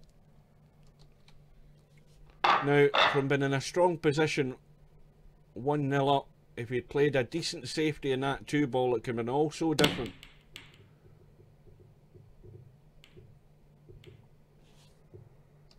Man's got to know his limitations. I'll stand by that every day of the week. You've got to know your limitations. Never be over ambitious. Take what you've got, use your head, see the lay of the shots and play the right shot, and don't make life easier for your opponent. And Wink at Me did that right there and paid the price.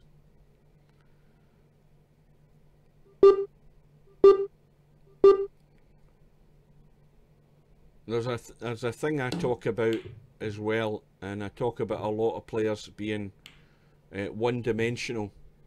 And when I say that, it's not being sarcastic.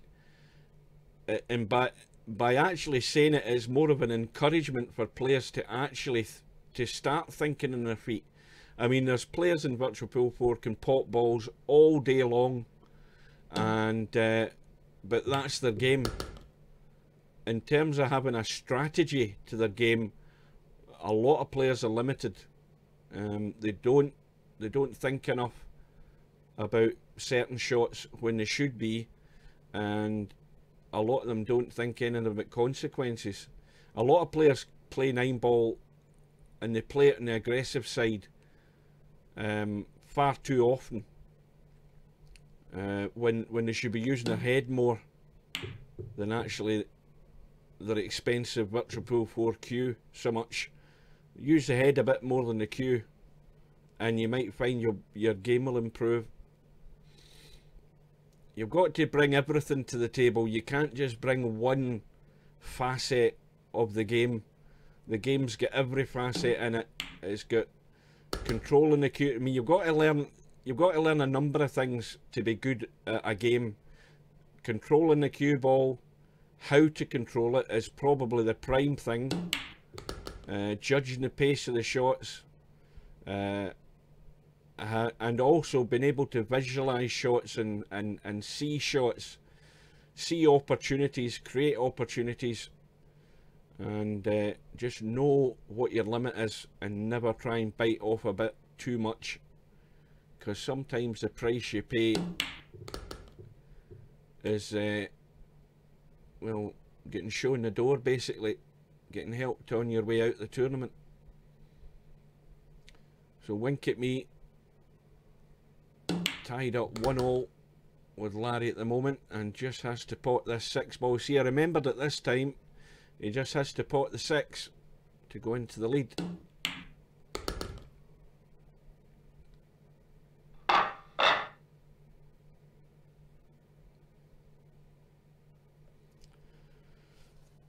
So Wink at Me breaking off rack number 4, and the 5 ball has gone in, and let's have a look at that. Well, he can see the 1, but he's certainly not potting it direct, so he's looking at playing a push. Now here's an example as well of a push shot. Sounds so easy, you just have to push the cue ball somewhere, but you have to push it wisely. You have to push it somewhere where it's not such a stupid area that your opponent's just going to simply put you back in. Now, Wink at Me is using the 8 ball as a blocker with this shot, and Larry can just go thin off the 1, because he's going to send the 1 to the side. Really, if he does that, he knows that the 4 ball's blocking the path of the 1 to the corner, so it should be safe. He could go that way, where he sends the 1 over there and tries to run in behind the 8, but he needs to get control of the cue ball though. What's he trying here? He's looking to cut in towards the 8, is he? Yeah. Well, he's went with the first option, and that is perfectly safe. Now, Wink at Me's looking at a bank that isn't really on. That's the first thing to say. I don't like the look at that as a bank. So now he's got to think about where's the best play to play it safe. He could bank it at a pace where it's going that way and keep the cue ball down this end of the table. Well, I think he had the right idea. He just didn't get the cue ball far enough over this way to avoid leaving Larry the cut. Now there's another result come in, and Noma Salfa has beaten Semi-Pro 7 racks to 6. So Semi-Pro now moves over to the 1-loss side.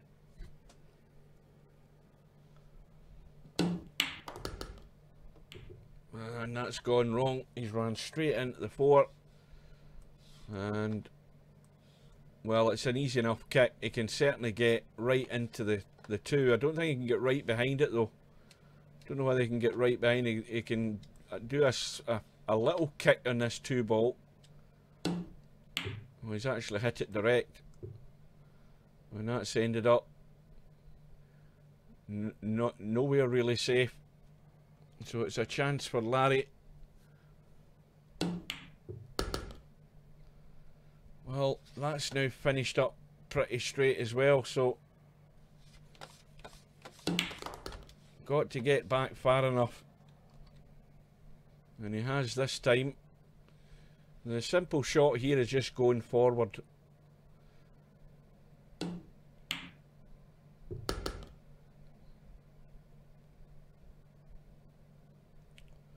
And the same again, simple shot, pot the 6. You don't worry about the cue ball, because the cue ball's doing only one thing and coming up the table. And another decent enough angle in the 7. Just cut it in.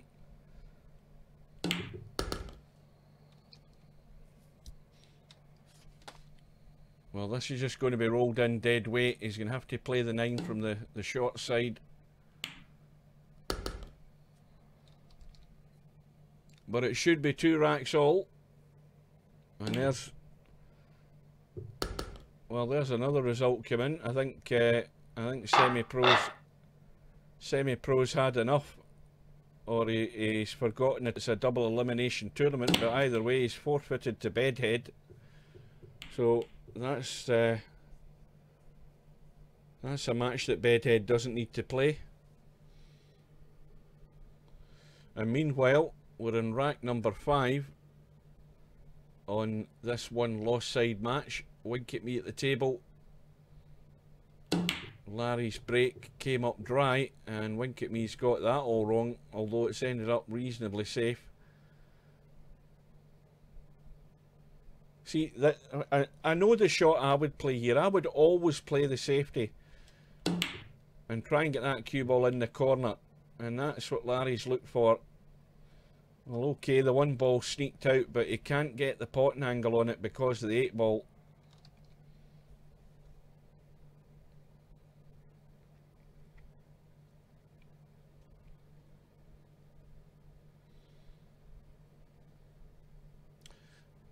Well, I'll tell you this right now, folks. Anybody that's still watching, right, see you later, Bedhead, good night. Anybody that's still watching, this is going to be the last match, because there's no way I'm going to start doing another one.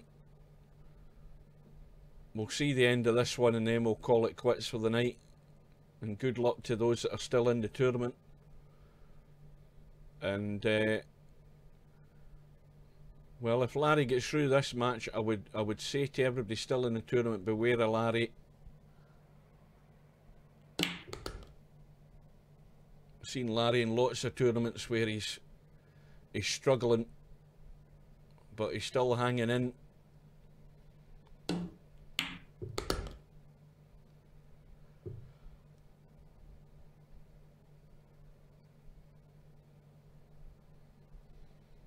He's giving away that 6 ball.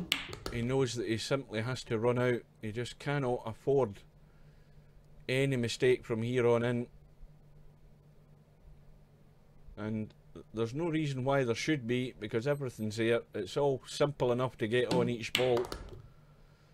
Now there, he's left himself way short.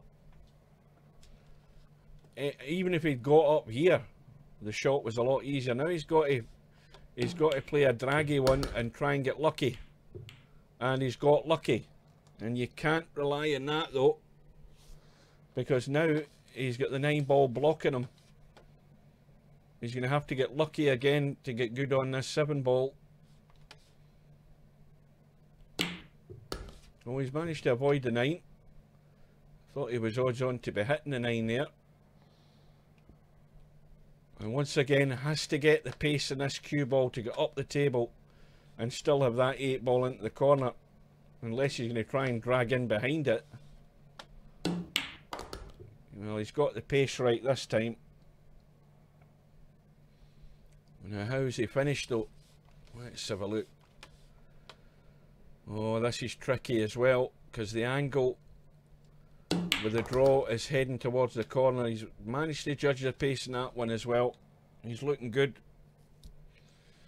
This to take the lead.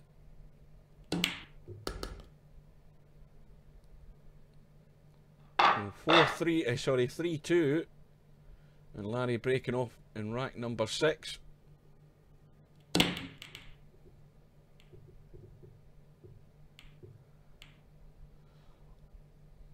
I think that's dry, is it? Yep, nothing doing. And wink at me's, well, he's not really got a shot here. I mean, that 1 ball isn't going anywhere. Got to think about the safety, although he's hampered by this 6 ball. Now, surely he's not going to try and slam the 1 into the 5 and 9, is he? No, he's trying to sneak it in behind. That's well played. That's a good shot. Easy to kick at it. Shouldn't be a problem in hitting it. Now, can Wink it? No, I don't think he can. I don't know why he can see enough of that to punch the 1 and just kill the cue ball there and send the 1 around the table. We'll soon find out.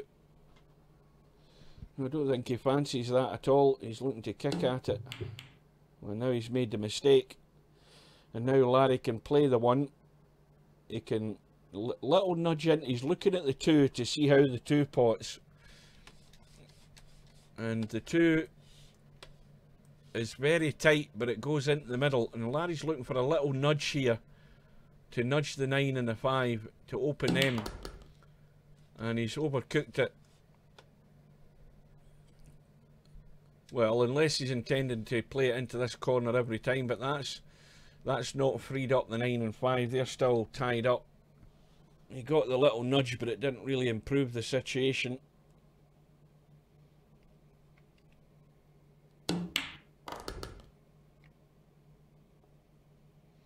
And of course that 5 ball being locked up there, that's the thing that's preventing Larry from running out.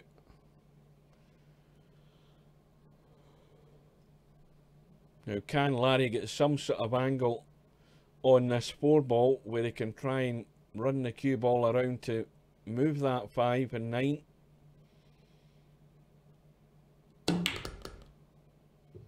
Well, he's taking a risk there. The risk being that he tried to run into the 5 and 9 and he'd have had to get lucky just to try and still be on the 4. Well, he's still on the 4 and he's still got an angle in the 4 that he can maybe try and run around the table and get into the 5 and 9. And I think he can avoid the 6.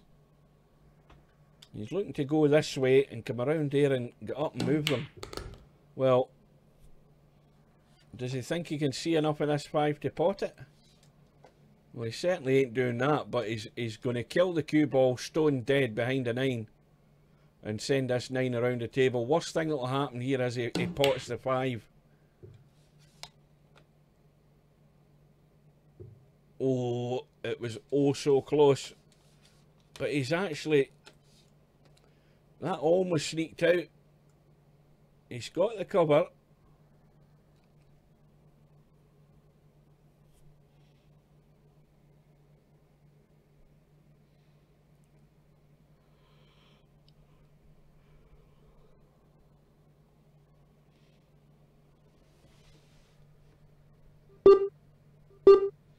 Well, the pressure's on Wink at Me here because he knows if he doesn't get a touch on this 5 ball, he'll need to be really lucky to get this safe. But he's really given Larry the ball in hand if it comes to it, which it is going to be, to win the match.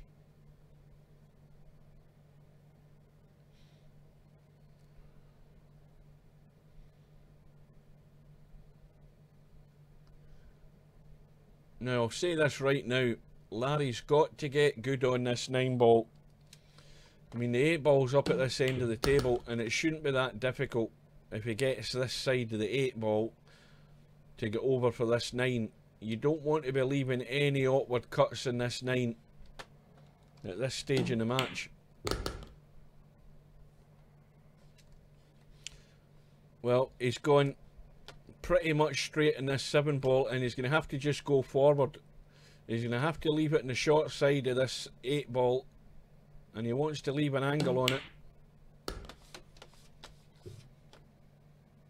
And that's gone dead straight as well, so he's going to again leave the long 9 this time. This makes it trickier unless, well, he's going for the draw. I don't like the angle of this. And that was just being far too ambitious, Larry. You got to take your medicine. Man's got to know his limitations. That's a bad mistake again. Of course, the 8 ball goes in. He looks the hero. He's played the shot to get on the 9. But he didn't take his medicine and get himself right in behind the 9 and play it down the long rail. And he's paid the price. And we're going to a final rack decider, and Larry might be regretting that shot. Wink at Me breaking off, and the ball has gone in. I think the 4 ball's gone. 6 ball, well, look at this. 6 ball hanging over the pocket. Wink at Me is going to have to jump over the 9 and play the 1 onto the 6, and the match is over. And this is how matches turn on one shot. And this looks odds on that Wink at Me is going to jump the 9 and combo the 1 onto the 6 for the match. And in it goes. And that's what happens. You take liberties. You know your limitations. You don't try and be over ambitious. And Larry's paid the price. And Larry will have to come back another day. Wink at Me wins the match by 4 racks to 3. Let's see the bracket now. Wink at Me's through to play Mr. Bill. Bedhead has got the bye. Semi-Pro's forfeited. Although it shows Bedhead 1-0. I don't know what went on in that match. So Bedhead's waiting for the winner of the Wink at Me Mr. Bill match. And meanwhile, while that's going on, not a lot's happening. We've got No Myself playing Bav. Bav's, in fact, No Myself is up 2-1. That's a scratch match. And there's still a fair ways to go in the tournament. Probably about another hour or so of matches. And with that, folks, I'm afraid it is beddy bye time for me. I'm going to have to pull the plug. Thanks for watching. Thanks for your company. And I will bid you good night. And we'll see you again soon, folks. If I can get this bloody thing to switch off.